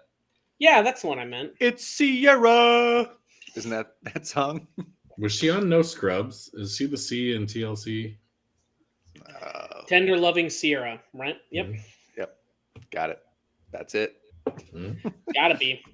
No way we just make shit up on the pod, you know? Nope. No. 100% T-Boz, fact-based. Left Eye, Sierra. Don't need to look it up. All right, well, moving on. Anyone else have any other NFL things they want to bring up before we rotate over to everyone's favorite subject? I want to know why the Colts have ruined Jonathan Taylor. Ha! Yeah. Hey, how did Sam Ellinger look? I didn't even pay attention. He did pretty good. Sam Ellinger had a pretty good day. Yeah. There you have I it, mean, folks. Dude couldn't beat Iowa State, but he's good in the NFL. He looked better than Matt Ryan. So Yeah. Yeah, 17 for 23, 201 yards. No TDs, but no interceptions. So did about care as of the much as he ball. could. that's Geno Smith football right there. Geno Smith tearing it up this year. Come on. Mhm. Yes, sir. You just got to protect the damn rock. So is Jonathan Taylor, is he injured? No. Or is he just so he's just He did get injured a couple weeks ago. Right. Then he came back. He had about 10 carries last week. I was like, ooh, could be a good week for them to ramp it up with him. Nothing. no. Absolutely nothing. Is it the line? Is the line bad this year? I don't know. He had 16 for 76, so almost 5 yards to carry. I mean, not great, but I've got a stat for you here, Joey. Hmm? Khalil Herbert is averaging more fantasy points per game than Jonathan Taylor is. who's Khalil Herbert? Backup running back Exactly. for the Bears. Yep. Yeah. Or is he the starter? Is Montgomery I the thought starter? David Montgomery was a starter. I'm not sure. I don't watch Bears games. I only think- watch it because I take David Montgomery in fantasy all the freaking time. Them Iowa State running backs are solid. Except for when they play Oklahoma and they're still in college, like this past week, and yeah, we just don't even utilize them. Anyway, that's being awfully specific. Sorry. Oh, fuck. Brian, when you get mad, remember that was another Cyclone fan that brought that up. Oh, yeah. Hey, That's why I'm not I yelling can. back at him with vitriol and statistics. But I well, just but accept but it was the truth. Mhm. Truth hurts, but what can you do? All right. Any other NFL storylines before we move on? NFL, no. I think we're good. Okay. And again, as always, we'll have our picks on Wednesday night at 8:30. Jump on there, the road to 272. We'll give you all of our bets, inside and outside bets. By outside, I mean extended odds and shit like that. We have all the fun stuff going on. So So this Ryan Matthews keeps wanting to talk about boomers. Joey, you got anything to say? Yeah. Yeah. Oh, shit. I was like, what are you doing here? I'm not a boomer. No, we're not talking about Oklahoma. But yeah, so flying home Saturday, I got reported to airport security. And this is my first time ever. It was wonderful. Great time. Mhm. So, long story short, well, this is a long story, but I'll make it as short as possible. Anyway, get to the airport. I'm in Dallas. Go through TSA and everything, and my dad's having some health problems. So I find my gate. I go to a clear spot over in the corner. No one's even around me. Some lady comes and sits behind me, but puts her earphones in. And if anyone knows me, I have like spatial anxiety, so I don't like being in people's way. I don't like talking too loud in front of people. Like, I don't want to make other people uncomfortable around me. Anyway, I started talking to my dad, talking to him about what's going on in the hospital and stuff. And these two older people come over and sit right next to me. And again, there's a whole area empty that they could sit in. It's fucking everywhere. They sit, I shit you not, not the seat next to me because my bag was there, but the seat next to my bag. And I'm like, okay, whatever. And so I'm talking to my dad. I ask him about these things, and he's doing some antibiotics, and they're doing some weird things to his skin. So he's like just randomly bleeding, and I'm asking him like, is it pussing and stuff like that. And again, I'm like this on the phone, barely trying to talk just to the corner, not to anyone else. And lady and the man next to me, I can hear them saying, "Oh, that's disgusting. That's disgusting." I can hear it under their breath. And finally, the lady looks at me and goes, "Sir, could you stop talking about that?" And I just glare at her, and I just keep talking. I'm like, I'll just yell at him when I get done with this. And finally, the man goes, "Sir, we asked you to stop talking about that." And so I was like, "All right, Dad. Well, I'm gonna get on the plane. I gotta let you go." Hang up on him, and I look at both of them, and I'm like, "Do you know how fucking rude that is? That I'm on the goddamn phone and you sit right next to me with a whole section. My dad's in the fucking hospital, and I'm trying to talk to him. Well, you don't have to yell at us and blah, blah, blah." I started getting mad at me, and I'm like, just go away. Just leave me alone. And they take my picture and are like, "We're reporting you to airport security." And I'm like, cool. I didn't do anything. Go right a fucking head. So they run off and go do their thing. The lady sitting behind me wearing the AirPods takes one out and goes, "I heard everything, and if they come back, I got your back. Don't worry about it." I was like, good. I was like, I don't think I was in the wrong. She's like, "No, you were talking on the phone." She's like, "I couldn't even hear you over my AirPods. I don't know what their deal was. It's not like you were yelling about, gross things." I was like, okay, cool. So I'm just sitting there playing on my phone. About 40 minutes goes by, and airport security comes and finds me. And I take my AirPods out, and I go, "Hey, what's going on?" And they're like, "We just want to let you know there was two people that were here that were complaining about you talking about gross things on the phone, whatnot." And I was like, "Yeah, I guess that I was loud." They're like, no, we're not. They complained to TSA about you, and then no one was going to do anything because they said it was none of their business. And they threatened a TSA agent. So they are now in the little lockdown rooms being questioned by the police on why they are threatening TSA agents. And I was like, "Are you shitting me?" And they're like, no, seriously. And the lady behind me just starts laughing, and so do I. And they're like, "We're just here to ask if you want to make any complaints about them to add to their report." And we're like, "No, that's enough karma for them. That's fine." So, moral of the story is, don't be a dick at the airport, because karma is going to bite you in the ass. So fuck those guys. And now those people are on a list. God, yeah. If you threaten a TSA agent, you don't get on a plane for a while. I can guarantee you that. Joey's Experience? No, not experience. I've seen other people yell at TSA agents and like get. I spend a lot of times at airports, so I've seen people get tackled by TSA agents and shit. So it's fun. Joey was just sitting there afterwards with a grin from ear to ear, just going, "No, that's awful. How terrible for them." I literally could have been delayed for the next 3 weeks and been just super fucking happy with. I was irate at these people. Like, I'm trying to talk to my dad about shit, but man, oh man, that made my day. That made my whole weekend. I was just so happy. And this was after you like got delayed, missed a flight, was waiting for the next flight, like already a shitty day.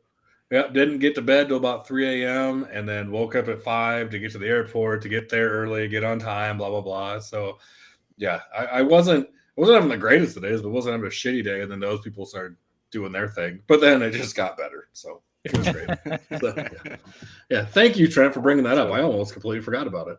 Boomer!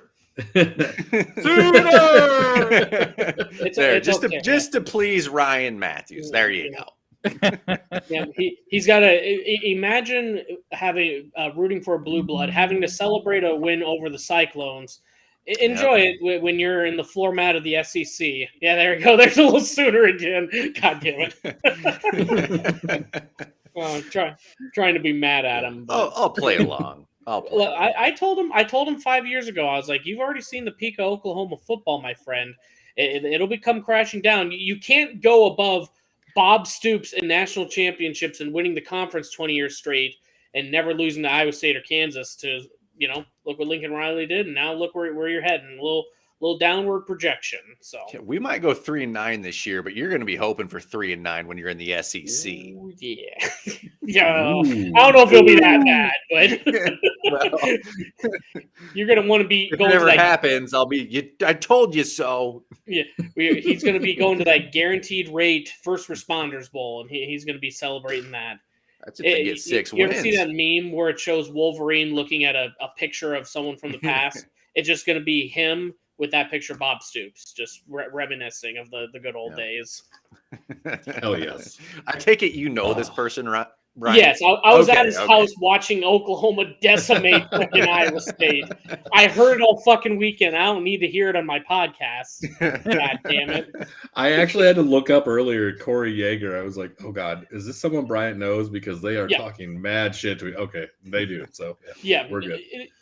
Yeah, that's where I was going a little more aggressive. Like, an Iowa fan that only worries about Iowa State losing. That's little brother energy. That's all I got to say about that. Well, I don't like that. No, then don't do it. You don't do it, so I don't have to say it to you. But right. All right. Well, yeah, that was my fun weekend story. We'll move on to the movie minute, everyone's favorite thing. And normally I would start talking about House of the Dragon now, but I just talked for a little bit. I'm going to give you all a break from my voice. Let's hear Clark's thoughts on Andor instead.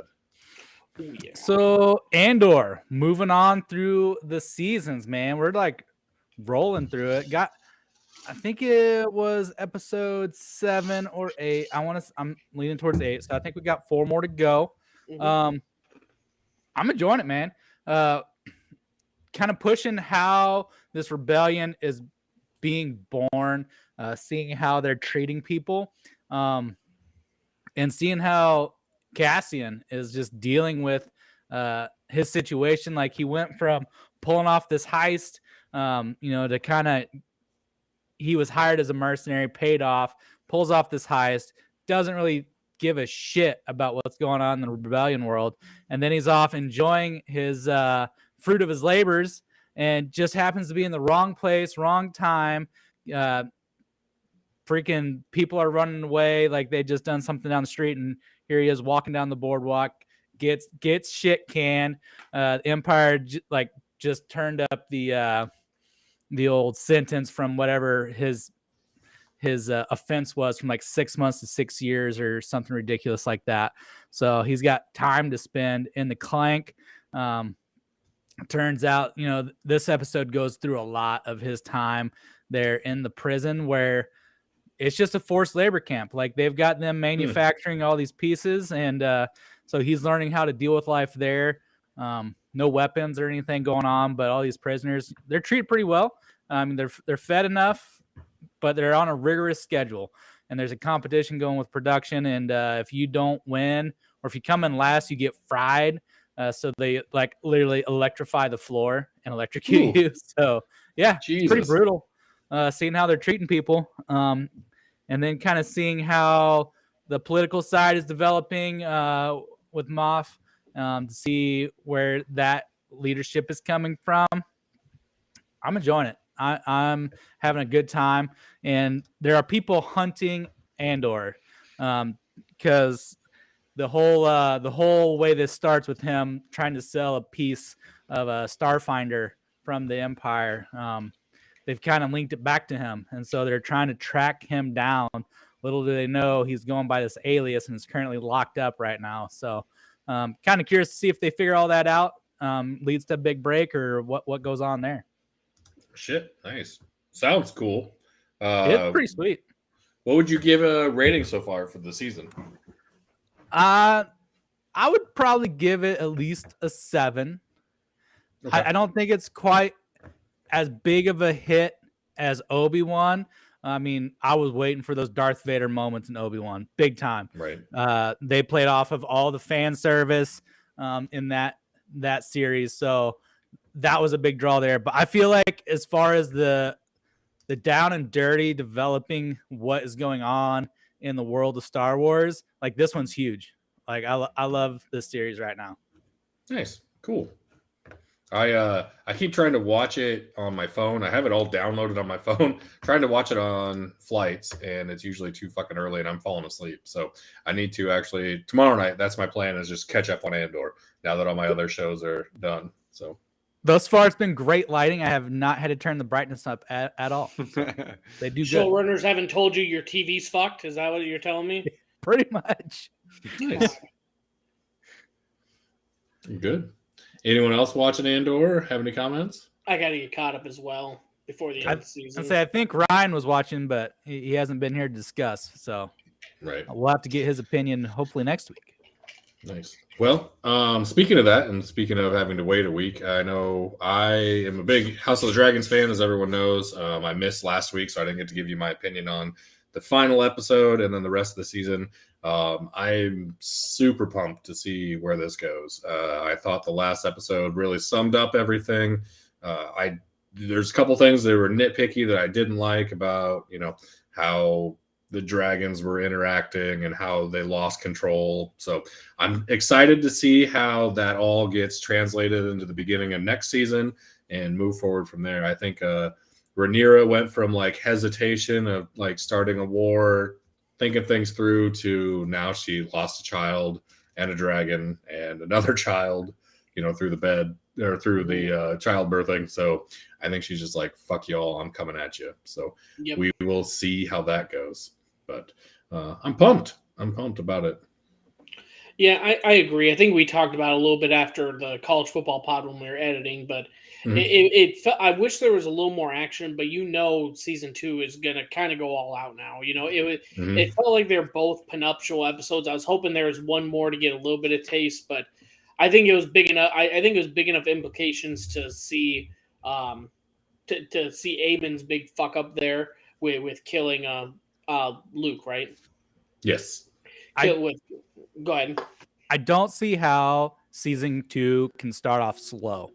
I feel like those first 4 or 5 episodes are just going to be freaking packed with action. But and the big thing as well is if you compare it to Game of Thrones, and Joey can probably speak to this more eloquently, is when you're in the north, you got to travel quite a ways to get down to King's Landing. Dragonstone and King's Landing, it's like a 3-day trip, right?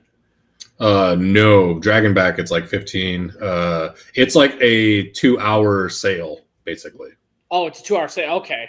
I thought it was a 3-hour sail. And so they're super close. So it's not like, okay, now we have to travel to the battle. It's going to happen. Like you said, it's going to be instant. So, right. Yeah, so we know how long it takes to travel by dragon from each town to town. Yeah, you just put it in Google Maps. It has it on there. I guess, I don't watch it. I don't know. So by Game of Thrones lore compared to like Tolkien lore, Tolkien it travels, I don't know, somewhere around the 25 to 30 mile per hour range. A dragon does, but dragons and Game of Thrones do 75 to 100, just because they're larger and they have to move faster, and they don't really have. They're more natural than I would say the Tolkien dragons are, where the Tolkien dragons are more powered by mystical things, where they're born and powered just by themselves type of thing. So, but yeah, dragons in Game of Thrones, 75 to 100 miles per hour. That's why in this episode, they said that it'd be faster than sending ravens, which still travel at 30, which still, you think about that. Dragonstone is a 15-minute fly to Storm's End for a raven or for a dragon. And then for ravens, that would only be like another 45 minutes to an hour. Like, you still could have just sent a fucking raven to Storm's End. But in person, it means more.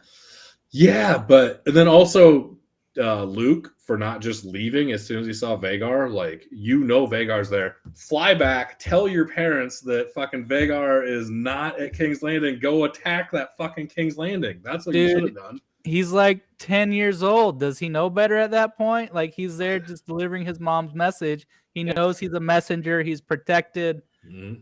Yeah. And he had to sign an oath saying that he wasn't going to fight or anything. So, yeah, I get it. But still, man, there's a lot of dangers that could have been avoided, I think. But at the same time, they did everything is dangerous. So, how many dangers could have been avoided if they all had cell phones? That's what I ask my mom every time I watch a Lifetime movie with her. That's what I'm asking during Game of Thrones, too. Yes. How did you feel about Vermithor? Oh, badass. He's still only like 70 to 85% the size of Vagar, so we'll see how that goes. I'm interested to see if they can tame any of the 3 wild dragons, because those would be So you've read the books or yes. the book.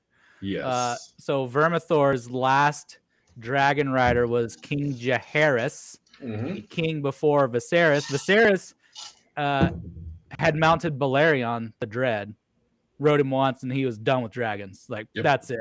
I'm good. Those things are like nuclear bombs. I ain't touching them.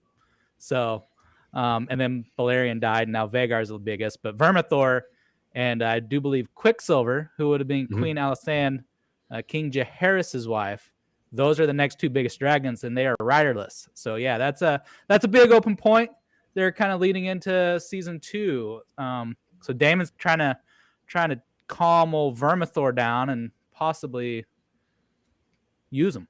So, and if you go by the ones that aren't taken yet, the only team that can have riders still is Team Black, so Rhaenyra's team. All of the Targaryens on Team Green have their dragons already. So we will see what that means, because you got to remember there's 2 baby. There's Viserys and Joffrey, the 2 baby. Well, no, there's 3, right? Because there's the 3rd one that was born with Lord Strong, Harwin. That's Joffrey. Yeah, and then the 2 with Daemon. And then there's Aegon and Viserys. I don't remember. Okay. Yep. And then the second granddaughter to Rhaenys and Corlys doesn't have a dragon yet. So, because they stole Vagar. Yep. I think we need to make a game here, just so Trent can be involved during the House of the Dragon talk. And I'm just going to hold up cards that have different names on them, and he's going to tell me if it's a House of the Dragon character or not. One's going to say Viserys, one's going to say like Victor, and we're just going to see if he can like Vermithor. I mean, I've got a 50-50 shot. It's yes or no. Do you know how many Aegons there are, Trent? If there's more than one? There's technically 7, right, Joey? Well, there's only been 3 to this point. Yeah, 3 at this point. There's only 3 in season 1. Yeah. Is that like the Joe of that era or something? Like, pretty much. Kinda. Yeah. Aegon conquered Westeros, so he was the very first Targaryen Aegon, first of his name, and then the second was Viserys' son Aegon, and then third would be Rhaenyra's son Aegon. Trent, there's a set of brothers, and their names are Eric and Arik. Yep. Okay, well, and they're twins. Makes total sense. How could you mess that up? And don't forget about Aemond and Daemon, where you just take the D and move it from the front to the back. Yeah. Right. Aemond, and they're Viserys, Aegon, nephews. Lucerys, fucking, oh my god, Rhaenyra, Rhaena, Rhaena. Yeah. You're not doing a very good job of talking me into watching this. You're doing a terrible job. This is currently 1,000 times more confusing than Game of Thrones names wise. So yeah. So start with Game of Thrones is what you're telling me. Yeah, like, you know nothing, Lord Snow. Right. Yeah, at least like the most confusing thing is why is Jon Snow's name Snow and not Stark, who he lives with? But they explain that. It's because he's a bastard, Brian. You know this. Jeez. I mean, I'm looking at Jon Snow Funko Pop right now. Yeah. Clark knows. Merry Christmas, motherfucker. That's right. I'm rewatching season 8 right now, Joey, and I forgot how terrible Bran is just as an actor. Or his character, how they wrote him, to be honest. He's not Jon Snow. Yeah. It's Sand. After he gets absorbed by the tree, the rest of him is just terrible. Yeah. Yeah, he had a hot piece dragging him all over the place, and then she goes, "Don't you love me?" He's like, "I don't love anything anymore." And then she just like leaves. She's like, "Well, I'm gonna get a different slam piece. See you, Bran." Going back to the swamp and killing frogs and making magic out of frog piss. So good for them. Yeah, we could have seen that all in season 8. So, all right. Well, we're going to move on to Modern Warfare. But Trent is dipping out. He's going to go to bed. He's got to wake up for work, and also says he has nothing to contribute to this, so he's out. And he's already muted, for some reason. I thought I couldn't hear him. No. Clark's Turtle Beaches are so good at canceling out the sound. They're You not. can't hear me. Like I said, I've never seen any of that. Never played any Call of Duties. So, you know, it's past my bedtime. You're good, Trent, dude. what did you watch this week? We don't have to go into it. I just want to know what you did watch. Football? Yeah. That's kind of what I Football, Peppa Pig, Mickey Mouse Clubhouse. You know, Hell yeah. dad stuff. figured. Yeah. I keep How's wanting that to Peppa like, Pig I story did- progressing? What's that? How's that Peppa Pig story progressing? Oh, good. She likes jumping in muddy puddles, if you didn't know. Okay. Well, now you do. Spoiler. No, I watched some of the World Series, actually. I watched some MLB. So, wow. Yeah. Nice. Real quick with Peppa Pig, Trent, I got a trivia question for you. Do you know how tall Daddy Pig is? 6'9". Yeah, that says He's 6'6" actually on he's Google. 6'6". He's Yeah. Michael Jordan, basically. Yeah, fucking Daddy Pig. Daddy Pig is what I'll say. Daddy Pig to the NBA. We got to talk Yeah. in a British accent when we talk about. We can't do this. I can't Oi. see the branches in the tree. You know, Oi, and that's Peppa Pig talk. there comes my least favorite cousin, Cunt Pig. That's what they say over in And her brother's name is George. Georgie. George. I had to watch 2 hours of fucking Blippi this weekend, and I wanted. Hey, no. Blippi is the worst, dude. Like I told you, that dude is a serial killer. He goes to all these cities and does all these things, and he murders people. He has to. But so my sister-in-law and I were talking about this. How are we talking about Blippi on this podcast? I don't care. We were discussing there's 2 different Blippis. Like one guy does like that all was a of big the, like- controversy. Really? Oh, I've checked into this. Oh, see, I thought he just did like all of the mechanical, like tractor ones and blah blah blah, and then another guy did like the popsicle one that I watched this weekend and the candy store. And No, so there's the original Blippi who look up Wikipedia this dude. He's the original Blippi. He shit on his friend for the Harlem Shake trend. Just who you want as your kids, Blippi, whatever. So this is Blippi. So then they started doing these Blippi lives, and it wasn't him. It was a different person. And it pissed off a lot of people because they were going to see Blippi and it's some other dude. Okay, so there's 2 serial killers that are Blippi, whatever. So now he's not Blippi anymore. Like the original dude isn't Blippi. Probably in jail for life. all right, well, For please murder. send me this link because I am not putting my phone through that. Wikipedia him. Yeah, it's all in there. It's a thing. Trent will find the link to that Harlem Shake video and send it to you, buddy. I've never seen it, but Wikipedia told me. He actually Dude. pooped on his friend. Yes, he pooped on somebody for the Harlem Shake. Remember the Harlem Shake song Yeah, and videos? yeah. Yes. Oh, Brian sent it to me. That's And fine. what was his? I'm looking it up right now. He had a weird name. Hold on, let me find this. Blippi. You guys go ahead. I'll find it. And this is how we keep Trent involved. Let's go with Modern Warfare. You start talking about Blippi, and I will trash that all day long. Amelia is not. His name is Stephen John. Steezy Grossman was his name. He made gross out videos under the persona of Steezy Grossman. In a 2013 video, he performed the Harlem Shake on a toilet and defecated on a naked friend.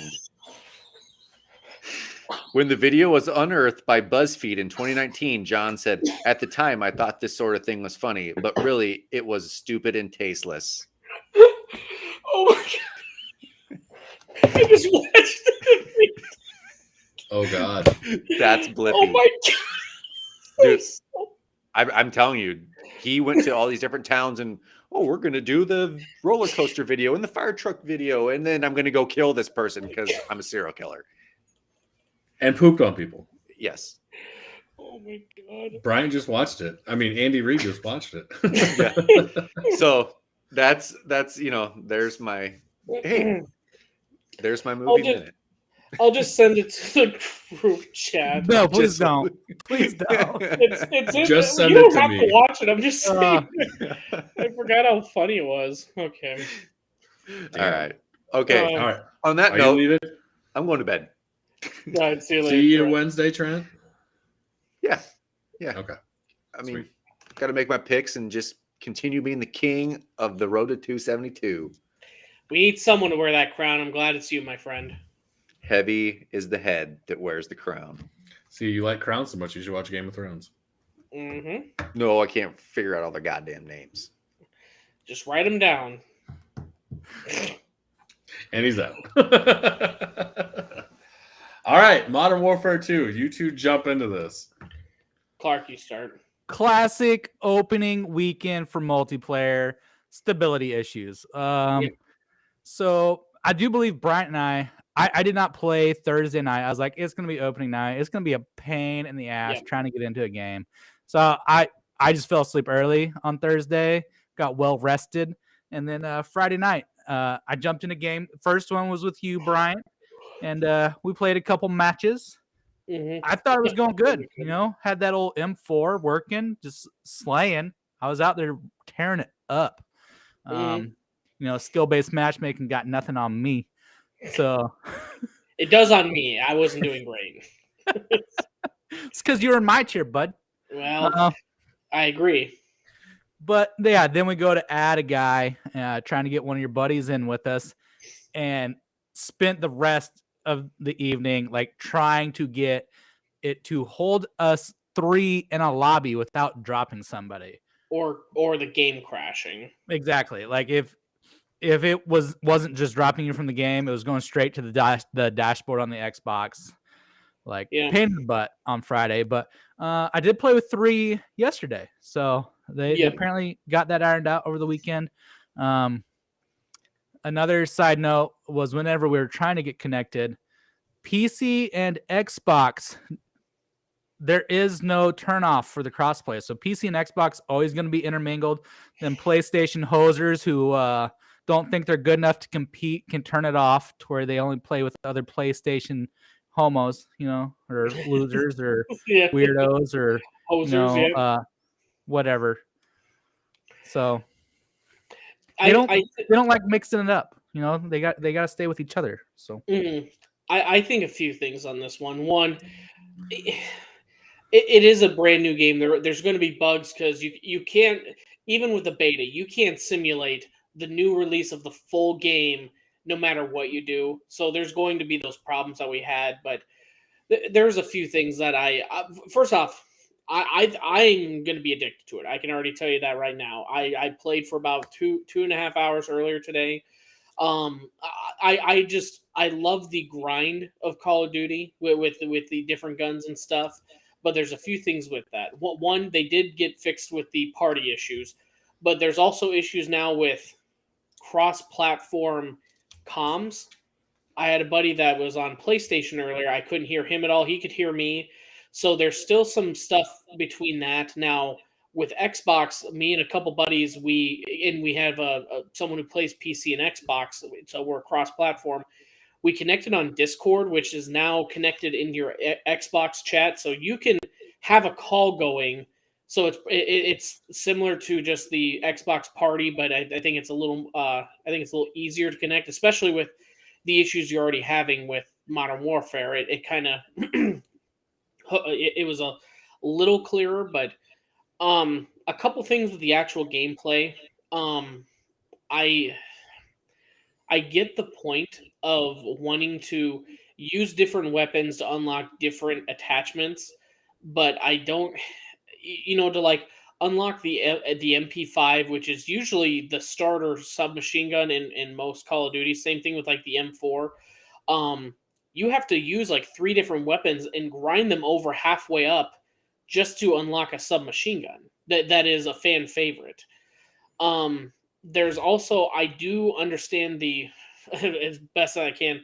There's Clark, maybe you can speak to this a little better. Like the receiver that's in the middle of the gun, and you have a tree branch out for, okay, if you grind this gun, it unlocks attachments for these 2 guns, which unlocks these 2 guns.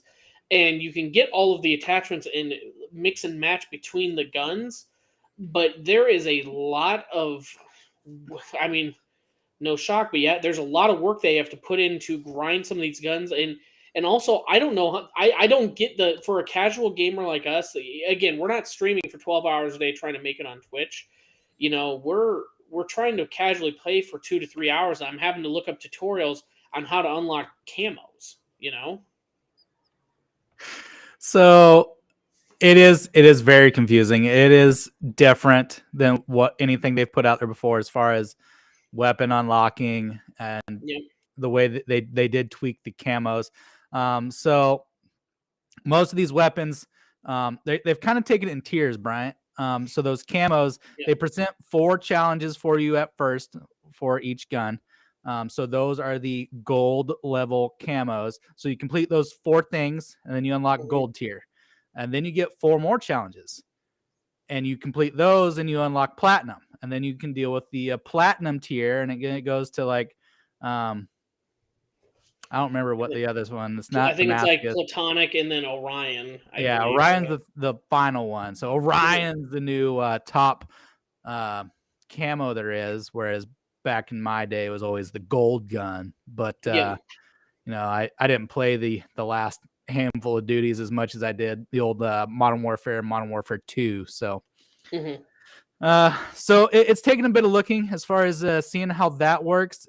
You know, I didn't have to look at the YouTube one. I've kind of figured it out after staring at it for about a good half hour, just being like, what the heck is going on here? Yeah. And if you actually go up when you're looking at those camos, it's the weapon mastery menu, and it kind of shows you what's going on there. And you complete all those things, and you get like a weapon charm and stuff. So yeah. kind of interesting. It's different.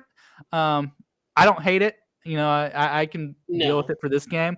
The weapon platforms where you have to grind a weapon that you might not like to unlock one that you may like, you don't even know yet. It's kind of a pain in the butt. I hate the Lockman 7.62, that gun. Any quick, like you turn a corner and there's a guy, any engagement I've come across in that situation, I've lost. It's terrible at its time to kill. Medium to long range, it's been great, but yeah, not a lot of medium to long range areas and maps though. Yeah, it's tough. I mean, it's fun, it's addicting. I mean, it's just like that for me, as you said. I mean, I'm gonna play it a lot. I feel like it really hit the spot as far as next gen and what I'm feeling there. It does move very quick with all those crashes. I was loading back very quick, which was, you know, it didn't make me just quit after about the 10th time it happened. So that was nice. I'm really excited for when they release more maps. That's what I'm waiting for. These maps are they're not terrible. There's, you know, I'm definitely not going to say any of them are the worst map I've ever played, but definitely none of them are the best map I've ever played either. The interstate one where it's literally just one line, you have to run back and forth, that one is not good. I got a soft spot for that one already, man. Like my first match on there, I had like 30 kills. Like I went to town the very first time on that map. So there's too many long lanes where you walk up and here's a guy laying in the far back with a sniper who catches me. I look like Marvin Home Alone, sticking my head out through the fucking doggy door, and I'm getting shot in the head because he's laying 100 meters away doing nothing. You know, so I mean. I don't know. A couple more things. I'll be honest. I just want to get the gripes out because again, I'm going to keep playing because it's a good game. The UI is so confusing when you're trying to walk someone through. It should be able to. My buddy's online invite sent. Oh no, you got to create your own channel, which means you have to do your. I don't get it, man. It just I want to game for a couple hours a night, and I'm trying to. explain to my other buddies that are 30 years old that might have a kid, might just be getting back into gaming, and it's not a very casual friendly game other than skill-based matchmaking, which brings you, if you're terrible, brings you down to the terrible lobbies. But do you not feel like a boomer, like with all this tech? I You're like, do. God, it's too confusing. Get the youngster over here to show me how. I mean, again, like I think tonight, once we're done here, I'm gonna go to bed. But before that, I'm gonna look up a video on to figure out camos, man. Like I said, it's just it should just be 100 headshots. Here's your camo. 100 this, 100. Instead, it's like, hey, do you want to unlock this camo for your M4? Well, you got to get 40 shotgun kills. What in the fuck does that got to do with this assault rifle I'm shooting with? You know, I don't know. I bet you next week we change our tune, and I'm loving it now that I understand. I do like that you get those kills with that shotgun, and then you can put that camo on every single gun instead of having to do that one challenge for every single gun. I do like that. I think what I do is I unlock a new thing, and I'm trying to like, hey, I want to like get them all to medium level. I just need to commit to one gun and just get it maxed out. One gun maxed out. The other thing that I think that kind of frustrates me is just you see these streamers or people that play full time, and it's like I've unlocked 12 of the 51 golds. It's like touch grass, dude. Like I have a job where I'm going home, you know, that I have to go to, and you're a 25% of the way through the game right now. Like holy, like come on, man. That's just insane.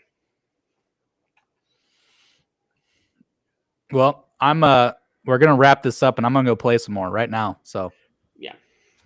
So all right, we can get out of here. Yeah. I had nothing to contribute to that. I did buy NBA 2K23 last week, and haven't even played it or started it yet. So yeah, that's how much I game. There you go. Yeah. There you go, folks. If someone bought it and they haven't started 2K23, it means it's a bad game. So no, I've heard it's fine. I just haven't had time. So, yeah. Too busy getting boomers arrested with TSA. That's right, baby. That is right. So, and you don't pack your Xbox with you, do you? I should have this week, but no, not this week. This week I'm fucking busy as shit. Like I have to somehow figure out how to stay in Topeka tomorrow night and then get to Garden City by like 9 a.m. the next day. I'm gonna have to leave at like fucking 4. So it's gonna be stupid. So I'm busy this week. Next week I will be, where am I? Cincinnati, Columbus, Pittsburgh. It'll be a little bit of a slower week. I may be able to take it next week, and then the week after I'll be Milwaukee and Indy. So also do it maybe that week. So it'd be nice, but it's also hard to hook up to hotel Wi-Fi's with the Xbox. So yeah, I should figure that out. We'll figure it out. So I mean, you've been great tonight. So wherever you're at, good job, hotel. Yeah, Marriott's, man. Marriott's are the internet hubs, baby. No more Holiday Inns during podcast nights. So yeah. Hell yeah. But anyway, socials. Anyone want to do those? You want me to do them? It's going to be Instagram and Twitter at Heartland Pulse, and then Facebook, YouTube, Pulse of the Heartland. Mm-hmm. As always, thank you guys for listening. Check us out again this week. Wednesday night, 8:30, around there. We'll do Road to 272. And Thursday nights, we are on time if we're nothing. So 8:30 also that night. So come listen to us do college football that night. And then Wednesday night, do Road to 272. Yes, sir. Thanks, everyone, for joining. Appreciate you guys.